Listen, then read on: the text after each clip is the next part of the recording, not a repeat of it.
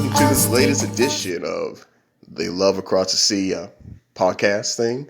And this one we're going to talk about what to do after your case is approved by the USCIS. Okay, it goes to the MVC. As we all know, there's been a humongous backlog. Basically, they're 10 months behind because from about February to September-ish of 2020, most embassies stopped processing things completely. Okay, so nothing was done for all those months, but more people kept applying. Thus, there's a tremendous backlog right now.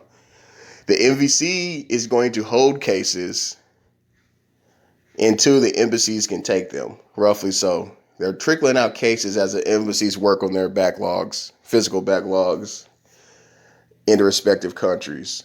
So we're all going to be in for a wait here. Now the question, I like to keep things going, do what I can.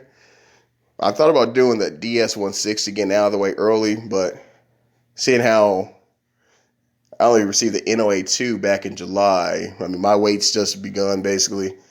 I'm thinking maybe if they continue on their current scale, maybe May, there might be some action.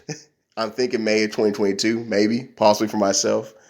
So basically, the normal timeline would be for a K1 visa, it would be about 7 to 8 months you're looking at, usually, before all this. So now I'm just saying add 10 months, add 8 months to it, depending on where you're from. Now, some embassies seem to have bounced back faster. I've heard some European, some Middle Eastern embassies, they're delayed, but they're delayed by maybe 6 months, 5 months off the normal timeline.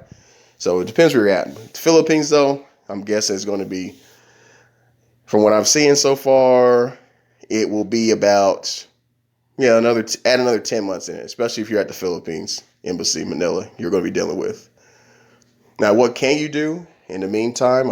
I would say, number one, to pass the interview, you're going to have to make sure you have your documents in order. So any documents you're going to need for the interview packet, get that stuff ready to prepare to send that packet over there, take it over there, however you're going to do it, because they actually need some similar information as you first sent with your K1 packet. They're going to need that plus your affidavit of support. Okay, you're going to need to have that ready. So you need your financial information in order. A good thing to do now, if your job is if you lost your job or you're unemployed, as the sponsor, try to get that in order. Try to work on you got time to maybe find a new job, better job, get a little more money, figure that situation out, because don't give up hope, because you have until the actual interview to have your finances in order. Okay, so this might be good for some people. I have a friend, matter of fact, he lost his job last year and he just started something new. So if he would have had this on a normal timeline, he might have got denied because he didn't have income anymore. So in a way, this delay has been a blessing for him and his fiance. Gives him time to get a new job. He got a new job now. By the time the interview comes, he'll have his proof of income that will be more than enough to get the visa approved. So you can work on that in the meantime.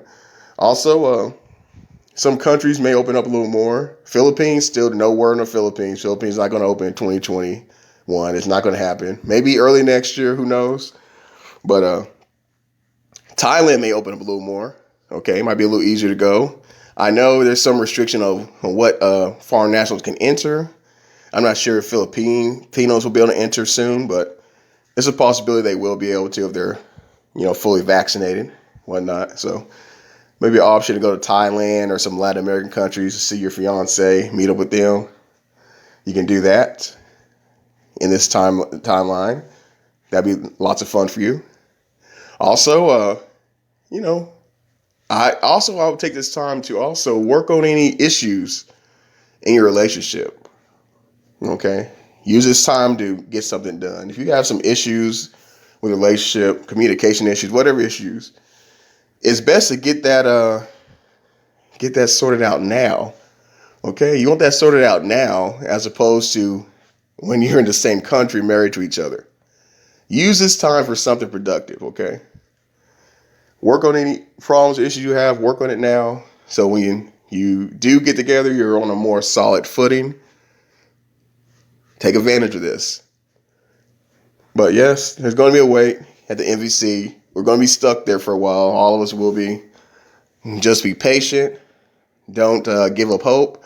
And I advise you not to, if you are in the process and waiting for a year, the K-1 process, don't just get married and then have to start a spouse visa process over again. Don't do that. I think that's a bad idea, because that's going to just that's going to add more weight to your case. You're going to just have to start over again and wait more. I think that's a bad idea, unless you're planning to move to that country. Now, if you're planning to move to your fiance's country, yeah, go ahead, marry him, get in there, live, start your life together. But if you're planning to bring your fiance to this country anyway, to the United States anyway, yeah, hold off, be patient, and just let the process play out. Get what you can, do what you can in the meantime, try to meet up, do whatever. But yeah, don't stop the K-1 process now. If you're more than a year into it, don't stop it. Now, if you're thinking about doing the K-1 process and you haven't decided yet, I would say maybe this is what I would do. I would do an online marriage and then start the spousal visa process. That is if you've met them within 2 years. If you met them within 2 years, you still qualify for the spousal visa process. So if you can do that, I would say online marriage, start the spousal visa, because the spousal visa is cheaper. It is cheaper in the long run. And they'll guarantee green card, once they get here, which it may or may not be a good thing for your situation. So you might want to think that through. Make sure you know your fiance well before you do something like that. But that's it for this one. Stay tuned.